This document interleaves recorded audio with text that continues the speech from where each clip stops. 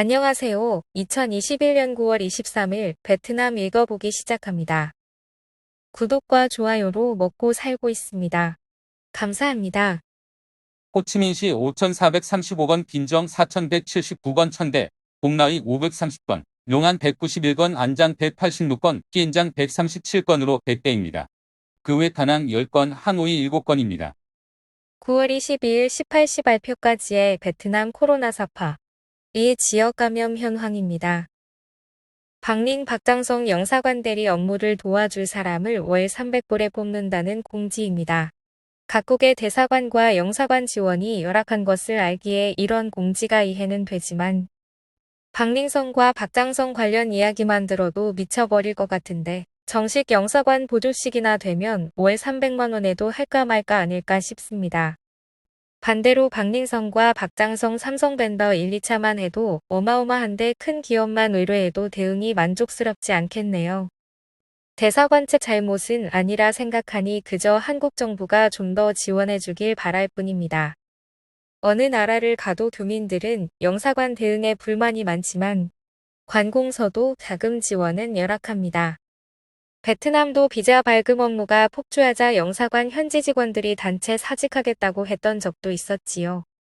결국 민간 자본 끌여들여 비자센터를 세워서 해결할 정도로 애초에 민원 대응이 쉽지 않은 구조입니다.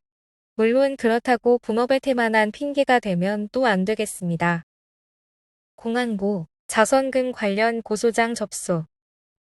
9월 21일 또이제의 소식통은 공안부가 고소장을 접수하여 최근 관심을 모으는 기부금 문제 관련 소문들과 개인의 기부금 모금 건에 대해 수사에 착수했다고 확인해 주었습니다. 사건 배경 설명을 하면 2020년 가을경 베트남 중부 지역의 태풍과 수해, 산사태 등으로 피해가 심하여 관공서뿐 아니라 연예인의 자발적인 기부금 모금이 많이 있었습니다. 물론 관공서에 모금을 해도 되었지만 정부 대응에 불신이 많았었고 실제로 일부 지역에서 엉터리로 지급된 일도 있었습니다. 다만 연예인들도 기부활동으로 많은 금액이 모이자 당시에도 지출이 투명한지 논란이 있었는데 실제로 지급이 늦어진 연예인도 있어서 아직도 의혹의 눈초리가 끊이지 않고 있습니다. 거기에 어제 소개한 응우옌 푸엉항 같은 의혹 제기 전문 페이스북 스트리머가 폭로를 계속하자 당시 모금에 참여했던 유명 연예인들도 이체 내역서를 인증하느라 바쁩니다. 참고로 항은 자신의 고소 뉴스가 보도된 다음에도 9월 23일 생방송 예고를 하는 등 맞서는 모양새입니다. 개인 SNS로 인한 폐기라고 해야 할지. 응우옌 반낸 당서기 호치민시 새로운 일상 위한 전략 11가지 준비. 호치민시는 새로운 일상을 위한 11가지 전략을 세우는 중입니다. 그 중에는 의료, 사회복지, 경영생산 전략 등이 있습니다.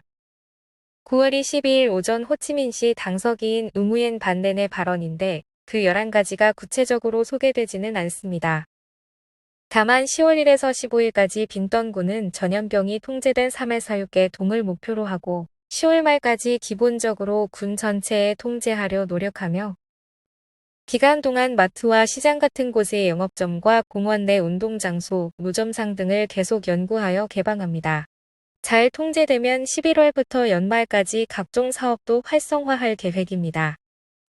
하노이 코로나19 감염 이발사 1명과 의료 종사자 1명.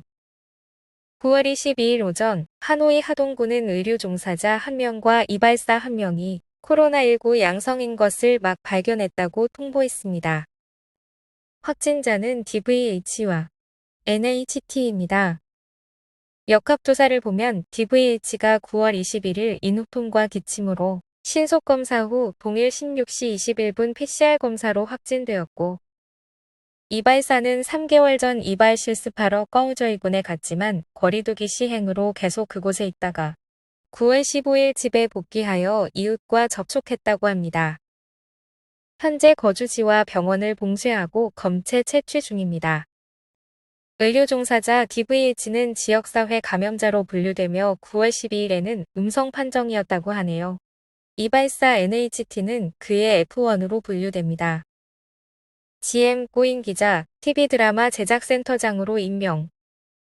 당 TGM 고인 기자는 베트남 텔레비전의 TV 드라마 제작센터 센터장으로 채용 임명되었습니다. 현재는 관리 직급이라 출연이 덜하지만 각종 TV 프로그램에 나와 베트남인에게 친숙한 얼굴입니다. 빙빙성과 푸엔성 해안 280km 거리에서 고속이동하는 열대저압부. 열대저압부가 계속 강화되어 태풍이 될 가능성이 있습니다.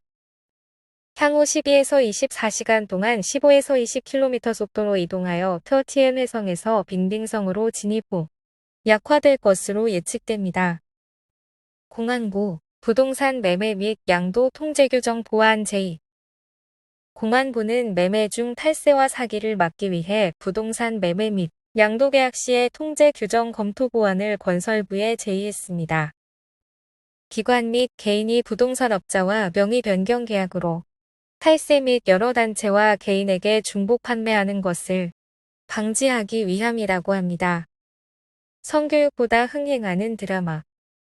개봉 며칠 만에 오징어 게임이 조회수로 성교육을 초월했습니다. 드라마는 456명이 목숨을 걸고서 위험한 게임에 참여하는 이야기를 그립니다.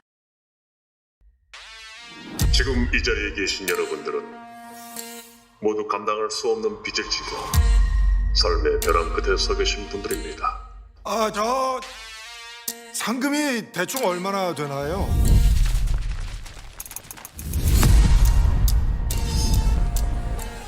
모두에게 공정한 게임을 위해서 개인정보는 사전에 공개할 수 없습니다. 배틀로얄, 라이어게임, 도박묵시록 카이지, 소우 등에 나오는 한정된 공간에서의 데스게임을 주제로 한 넷플릭스 한국 드라마인데 저는 베트남 시청 1위로 나오기에 봤는데 재미있었습니다. 교통부, 거리두기 완화 후 여객 운송 계획 세워. 지침 15와 19호를 시행하는 지역에서 시행할 여객 운송 방안인데 지역 내 정원 50% 규모로 새로운 일상전까지 운행합니다. 성시간의 시외버스는 3단계로 나눕니다. 1단계 최대 40%로 좌석 간격 두고 운행 2단계 최대 60%로 좌석 간격 두고 운행 3단계 최대 80%로 좌석 간격 없이 운행 4단계는 정상 운행입니다. 항공편의 경우는 두 가지 방안을 제안합니다. 1단계 올해 4월 첫 주에 50% 이하로 운행 2단계 70% 이하로 간격 두고 운행 3단계 70% 이하로 간격 없이 운행 4단계 정상 운행이 첫 번째 방안이고 두 번째 방안은 3단계에서 올해 4월 첫 주의 빈도 이하로 운행이란 점만 다릅니다.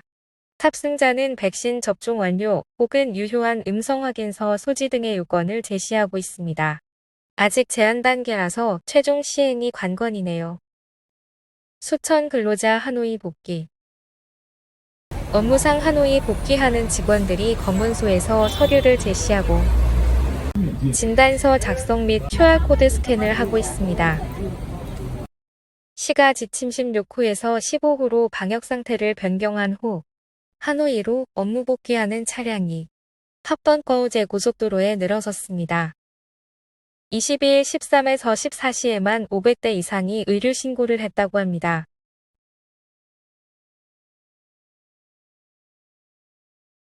(16호) 거리두기 지역에서 오는 것이 아닌 경우 이동증서나 기관과 기업이 발급한 근무증명서와 PCR 음성 검사서로 진입이 가능하다고 합니다.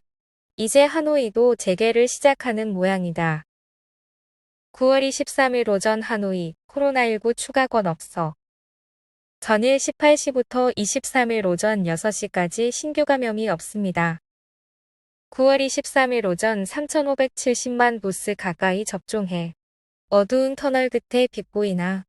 하노이 코로나 그린카드 발급 서두르지 않아.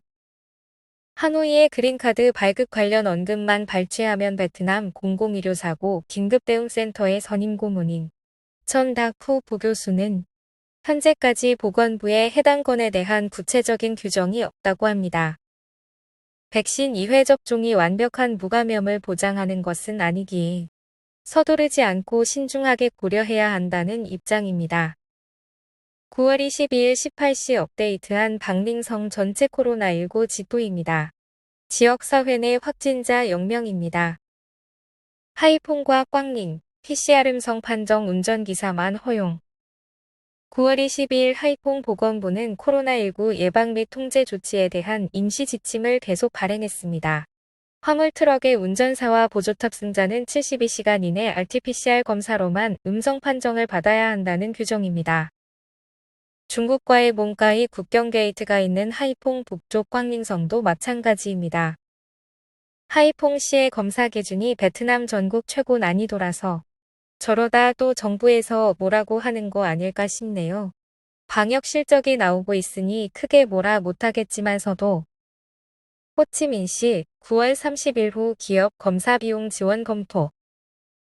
호치민시 코로나19 방역통제위원회 부위원장 팜드카이는 발병 이전 약 30만 개 기업이 있던 것으로 추정된다며 9월 30일 후 기업 지원을 위해 계산할 필요가 있는 하나의 해법으로 고려하겠다고 강조했습니다.